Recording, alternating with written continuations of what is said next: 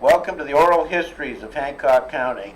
I'm Michael Povich, and this is actually the fifth and perhaps the sixth in a series of interviews that we've been doing with some of our senior citizens. Today we have the privilege of having with us Louis and Juanita Higgins. They are first time we've done a double header, and we're going to make sure it works fine. So, Louis, how are you? Not too bad. Good. Thank you. I'm doing well. So, how long you lived in Ellsworth or in Hancock County? 90 years. 90 years. Does that give me a guess that you're 90 years old? That'd be Okay. fair, I guess. And were you born in Ellsworth? Yes. And where were you born? What part of Ellsworth had places to have kids born back then in 1925? Well, I was born in the house where my grandfather had built, out on the Surrey Road. That's the old Cecil McNally, big one on Yes, the left. It's now owned by Bill Cadu. Okay. And of course, Cecil McNally did a lot of scholarships for vocational kids. Now, then you moved to different places, Birch Avenue and places like that. Now, tell me a little bit about your parents. Who was your mom and dad? Well, my father's name was Schuyler. My mother's name was Lena. My father was about 10 days short of reaching his 86th birthday when he passed away, and my mother was very close to the same age when she passed away. And There they, was about 13 years difference between them. so I believe your father was born in 1875, That's correct, and your mother was born in 1889, about that time. approximately. Okay. Now, you had a grandfather that has some historical interest to the citizens of Hancock County, don't you? Yes, he was an old sea captain, And what was his name? Andrew Jackson Higgins. So that would have been your paternal grandfather? That is correct. Now, he takes us back to the days when Ellsworth built ships. That's right. And His was built right there on Water Street. And where exactly on Water Street was it? Pardon me? Where was his ship that he captained built? Where on Water Street? Where? Yeah. Down by the city pier. Okay, where Harbor Park is now. At the foot of Water. Probably about there. The ship was so large that the bowsprit extended clear across Water Street up onto Don Lord's lawn. And what was the name of that vessel? The Mary C. Holt. The Mary C. Holt. And what kind of vessel was it? Well, it was originally built as a barkentine, but there was some reconditioning done on it, so it was later called a bark. And how big a vessel was it? Well, it was three-masted. I don't remember the dimensions right now. Yeah. I think you have them there. And maybe I don't. Okay.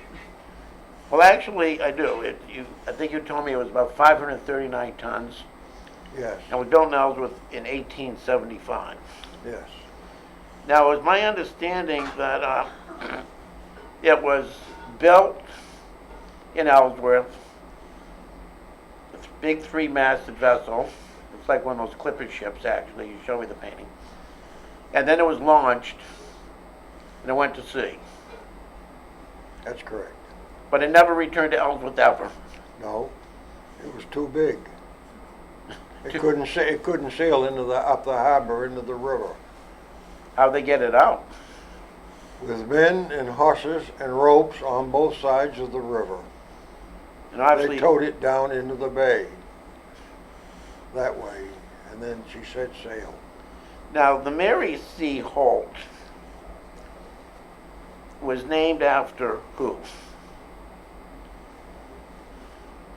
I'm sorry, it was the Mary C. Hale.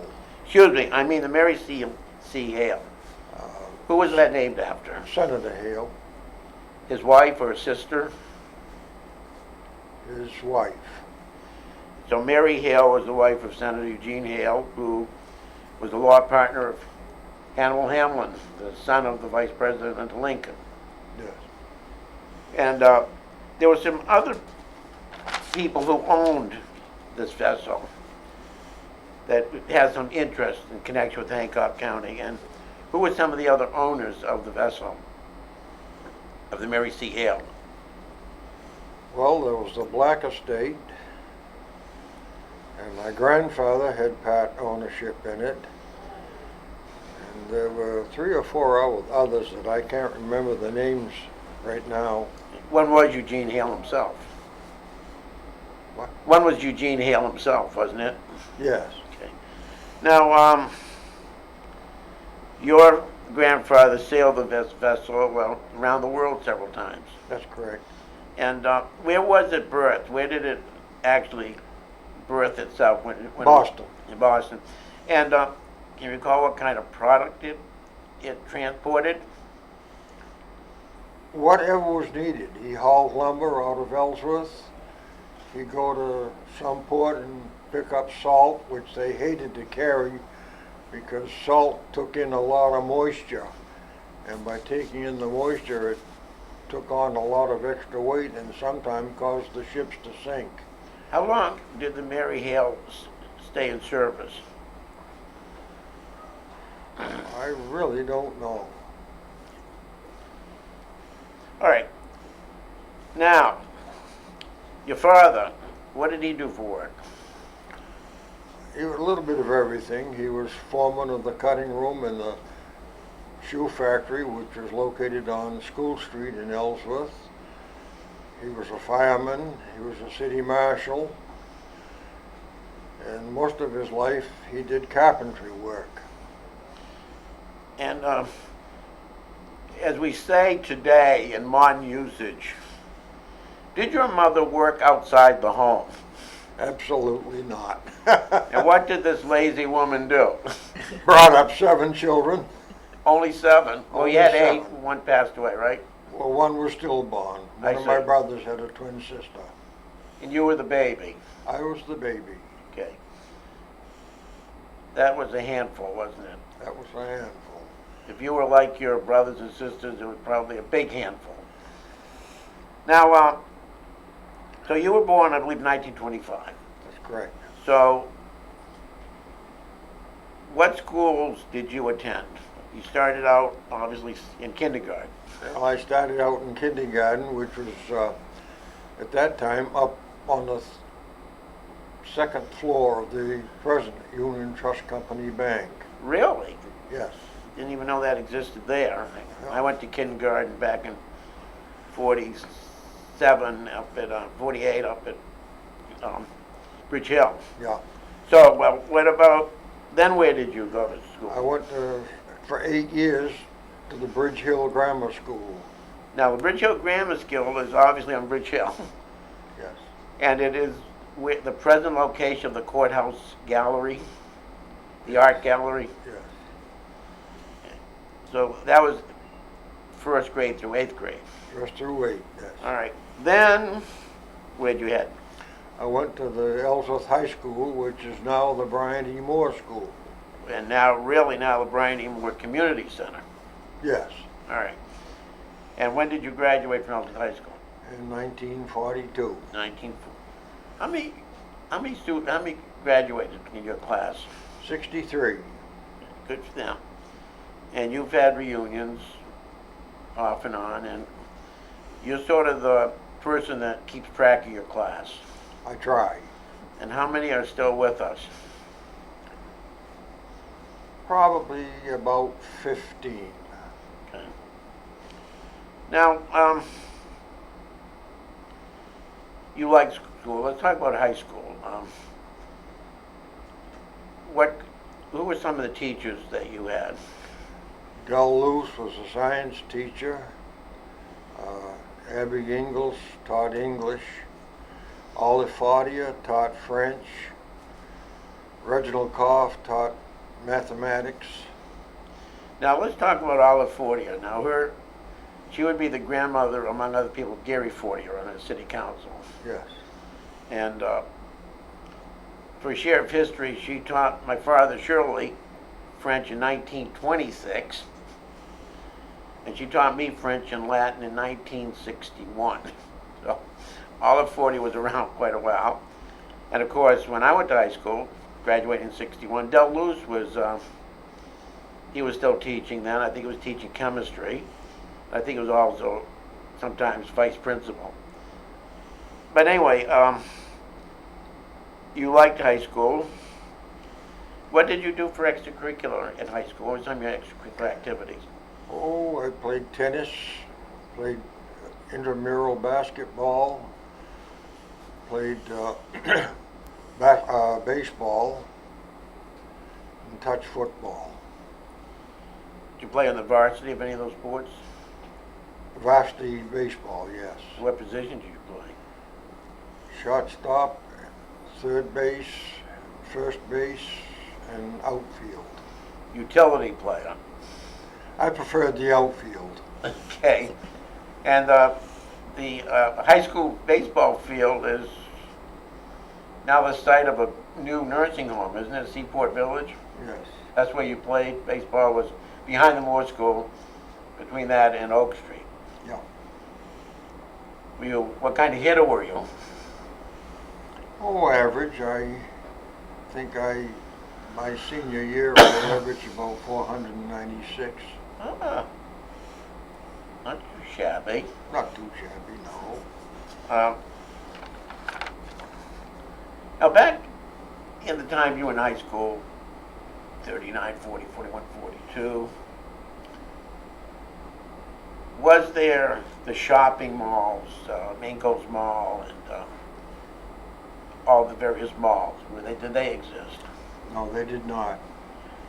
When you went out to High Street, what did you see? Had you traveled to High Street back in the late 30s, early 40s? Oh, a couple of filling stations. There's a grocery store on the corner of Pine Street and High Street. And almost directly across was another small store owned by Ross Stewart. The old Army barracks were still in existence out there. Let's talk about those old Army barracks. Those old Army barracks are where would be the area in front of Shaw's. Yes. And at that point, all that was there, as I recall, was a big field, and these where they used to have the carnivals and the circus. That's right. And what were those Army barracks used for? Well, there was a contingent of Army stationed in Ellsworth. They did road patrols. They patrolled over around Surrey and up the Bucksport Road, down in the Bar Harbor area. Was this after the war started? Pardon me? Was this after the war began? Yes. Was it also used for part of the Civilian Conservation Corps under the New Deal or not? No, the CCs didn't have that area. Okay. So when you wanted to go shopping, it was pretty well centralized. That's right. Main Street was the main area for shopping. So if you started at, the main grind, or now the Masonic Hall, or was the Masonic Hall, you walk down Main Street, what were some of the businesses that were there? Well, going down on the right-hand side was Tracy's Restaurant, J.J. Newberry Company, Willie's Clothing Store, Westcott's Hardware, Lucchini's Restaurant, Central Cafe, Alexander's Pharmacy, and Clements Hardware, the Union Trust Company Bank, and the traffic light. Let me throw in a few blanks there if I can. A&P, where John Edwards is now. Yeah, can't remember where the A&P was. It's on the other side, wasn't it? Well, that was First National. First National is where Riverside is. Yeah. Well, no, the A&P was what, it's right next to, it was almost directly across from the main Grand Theater. Yeah, the Grand Theater. Yeah, A&P was up there. And that's where John Edwards is now. Yes. Because Willie's became Grasshopper, and Westcott's are out of business, and Stratton's was there. That's where Curtis's bookstore is. Yes. And Alexander's now is all part of Union Trust, or the Camden National thing. Yeah. So on the other side going down, you already mentioned the Grand Theater. Well, Harry Curtis had a filling station on the corner of Franklin and Maine. Franklin and Maine. M.R. Head had a clothing store. Stratton's also had a store on that other side of the Yeah. street. Berlin's had a clothing store. Charles Joy had a grocery store. John T. Rosborough had his insurance agency on that side of the street at one time. Moore's Drugstore was down on the corner. Right.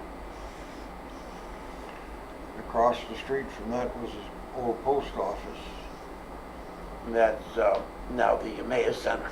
And across from that, Fred Scott had a small store. That was a bit back in the 40s. Now, when you were in high school, did you work? My last 2 years I did, yes. I worked part-time Saturdays in the First National. Now, you graduated in 1942. So after you graduated, what did you do? Well, I did carpentry work for George Partridge. And I did carpentry work for Ray Builders.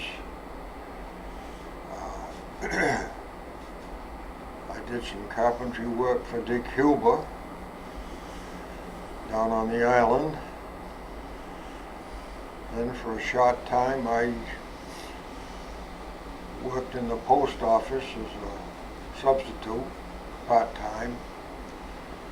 And in 1946 I went into the post office as a regular.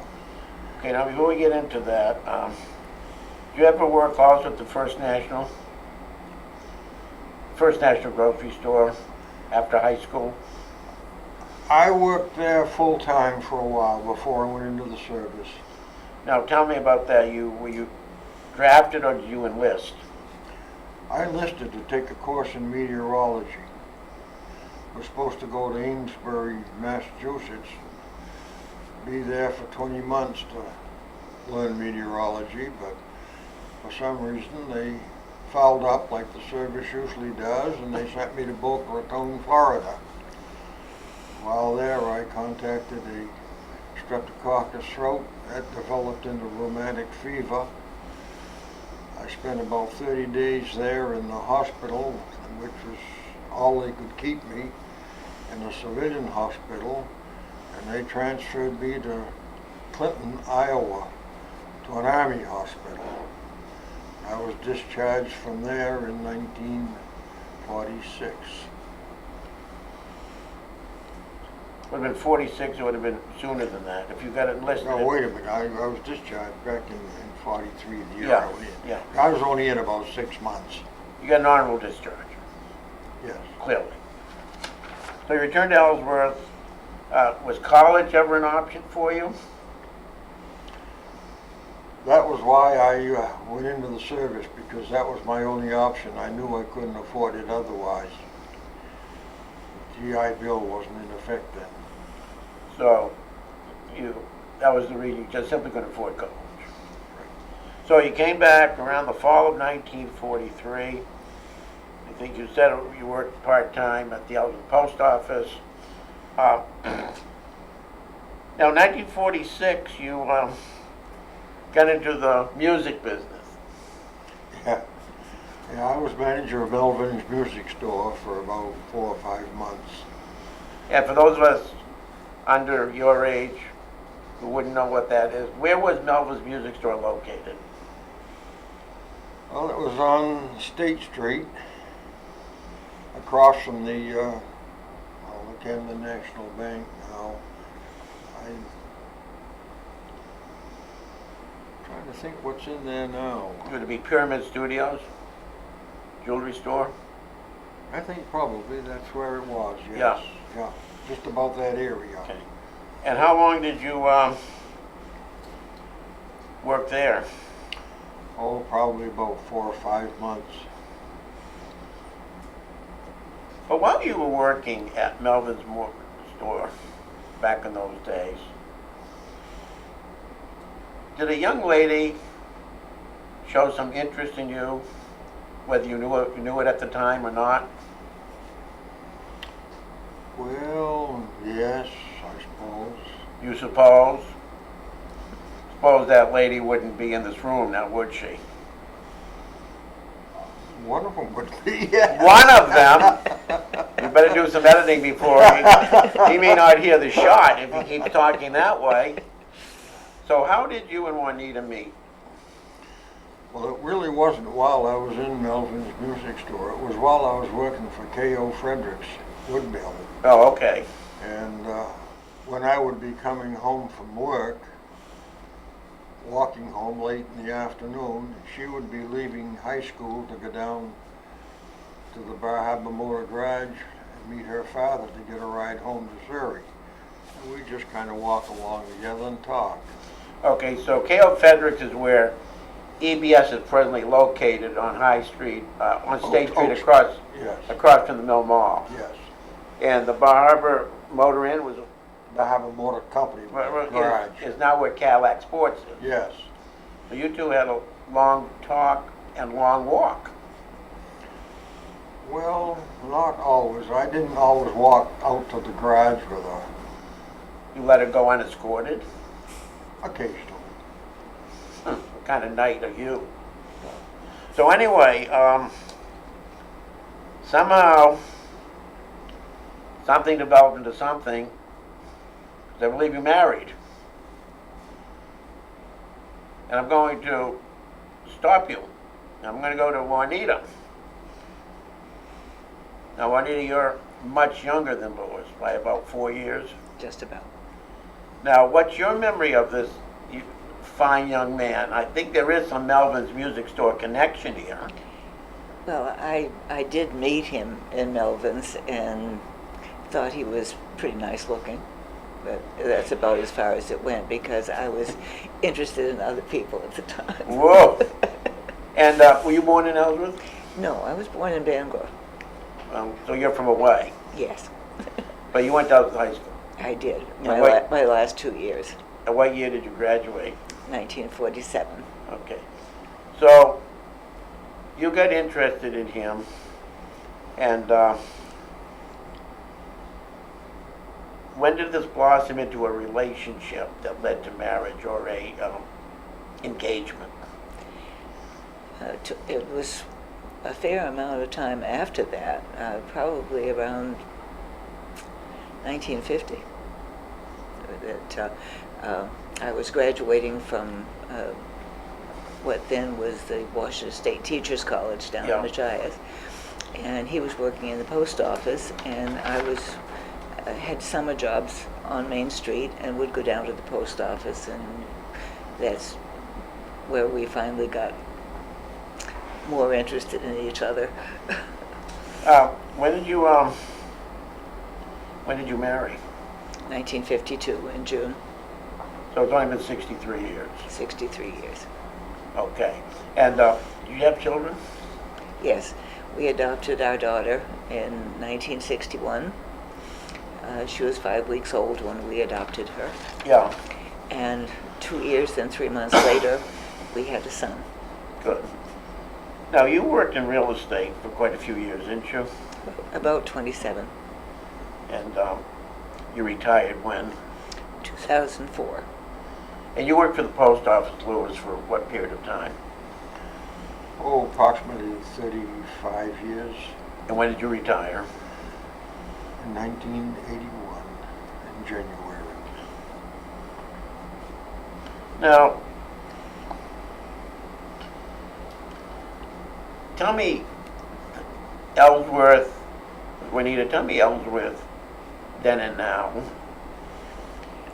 What's good today about Ellsworth? What's not good today about Ellsworth? Well, Ellsworth went from being a small community to being a fairly decent-sized city. And there are good and bad things about progress. I think probably we have a wonderful hospital now that we wouldn't have had years ago. We have a more efficient fire department and police department. So all of those things are good, but there's also the downside of drugs that are rampant in our schools, and that's really sad. Back in your day, they didn't worry about locking the doors. I still don't. But I mean, schools do now. Yes. And you see a lot more security because there's a lot more Right. kind of issue. Yeah. No, we're not as safe and we're not as civil as we used to be, and I think that's really sad. So it doesn't bother you that there's that Ellsworth is a big commercial center, though? No, I think we have kind of grown along with it, so that it's not a shocking thing. It's just a part of our life. Louis, you told me something about, when you report, we talked about a much better police department. In your day, how did you call the police? Well, in my day, originally, we used to call the telephone operator and ask her to turn a red light on that was strung on a line down by the post office, well, the Emmaus Center now, on that square. They turned on a red light. And when the policeman saw that red light, he would call the operator and she would connect him with whoever called in. And then eventually he would show up at their house or talk to them. So what was it, mainly foot patrol in those days? Really wasn't much patrol in those days. What if the policeman wasn't in that area, that red light stay on forever? It would stay on until he answered it, yes. So for the purposes of the history of Ellsworth, we can say without fear of contradiction that Ellsworth at one time did have a red light district. That's right. Oh, good for us, good for us. I'm glad we're mounting to something. Now tell me yourself, I mean, do you agree with Juanita that progress has given us better services, such as better hospital and police and fire? I do. What about the downside? I think the downside is too many choices in the stores. They're so big. You're going to buy a box of cereal and you've got 3 shelves high, about 50 feet long to select a box of cereal, which is practically impossible. You stand there and you look and you stare, and sometimes you can't even find the one you want. Well, speaking of that, you do go to Walmart then, for example. Yes, Well, and you go with Juanita sometimes? I do. But when you walk out, do you ever have this moment of, where do we leave the car? Sometimes. I think I do more than he does. Well, it happens to me quite frequently. Just, you've been married 63 years to each other. Most of the time. Okay, what's the secret? How do you look at the fact you survived 63 years without injuring him? Well, I think an awful lot of it is ignoring each other from time to time. We've had 63 years. No, we've pretty much managed to rub along together most of the time. What about you, Louis? I don't know if there's any special secret. I think that if there's any, it's being able to take as well as give. So in your retirement, what kind of socialization do you do? What do you guys like to do together or apart? We like to travel. You do a lot of traveling? We've been very blessed to be able to travel a great deal. Where's some places you go? We've been to Europe, we've been to Ireland, we've been to Alaska, we've been to Hawaii, we've been to Bermuda just recently. Cancun. Yeah, many places in Mexico. We love Mexico. Cabo San Lucas and Puerto Vallarta. So where was your last vacation? When was it? 1st of May, just about a month ago, we went to Bermuda. And what's your next planned vacation? Who knows? Sometimes summertime in Maine, Right, yeah. Without the black flies. only if you stay inside. Right. What about long? You've lived 90 years. You've lived 86, is it? Right. What do you do to longevity? Genetics helped a little bit. It looks like your mom and dad lived to your late 80s. That's true. I think probably it's just a good diet and exercise. I You think know how many people says 3 packs of cigarettes and a fifth of gin that kept me alive?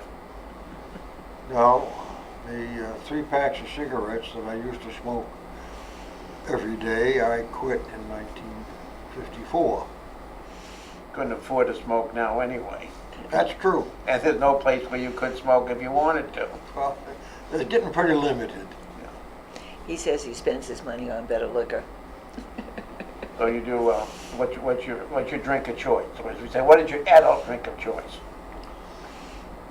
I don't know as I have any real special choice.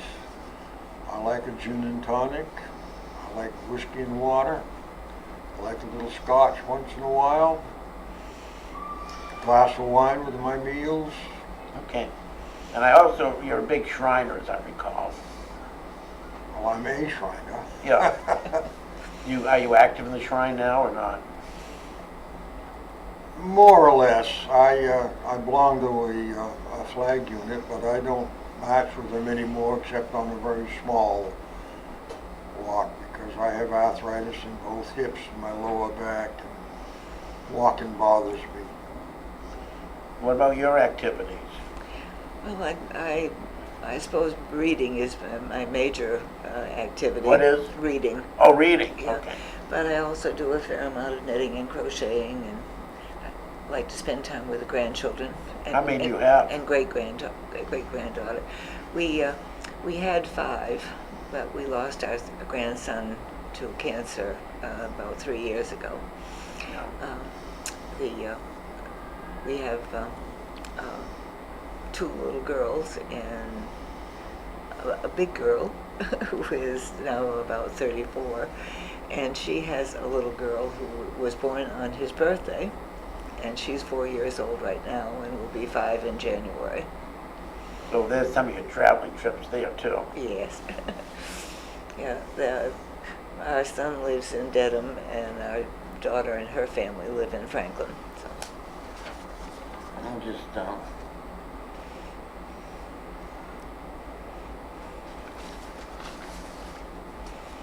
Our little great-granddaughter fell down in the driveway the other day, and her mother picked her up saying, you need to be more careful. And she said, Mom, it would be nicer if you said, how are you feeling, instead of be careful.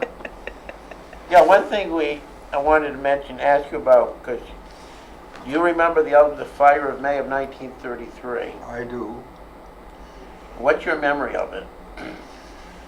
Well, previous to the fire, practically all of the stores on Main Street were wooden buildings. In fact, on the one side of Main Street, it stopped at a wooden building, which was at that time Alexander's Pharmacy. And it was a real cold day the next day, as I went down street after the fire the next morning, and all of the charred timbers were coated with ice. Where were you living at that time? On the Surrey Road. And the McNally. in the McNally McNally house. house, yeah. Did you actually go down there while Oh, yes. it was actually on fire that Yes, night? Yeah. I think I stood in the, what was the old post office at that time. Which is still where the Emmaus Center is. Yeah, but it was a different post office at that time. It was a three-story building. They tore it down and rebuilt the smaller one. Because you don't remember the freshet of 1923. That was before you were born. That is correct. Do you remember the fire at all, Juanita? Yes, we probably drove into Ellsworth. I'm not sure if it was the day after or shortly after, and it was just devastating. You were living in Bangor then? No, we were living in Ellsworth, Surrey. In Surrey, yeah. Yeah, that was, Oh, I was only in Bangor when I was being born. We went back to Surrey. that's really the big major catastrophe Ellsworth had over the years. No, it was just devastating. Of course, now when they rebuilt, they put all up brick buildings, brick Yeah. and stone, which is much nicer. It's amazing how lucky which places went, which didn't. I know my grandfather's, Mike's store and the house next were, they lost in the fire, but they rebuilt. They're back in business by September of 1933. Because the other big mistake is, remember what happened with Hancock Hall? Yeah. What do you recall?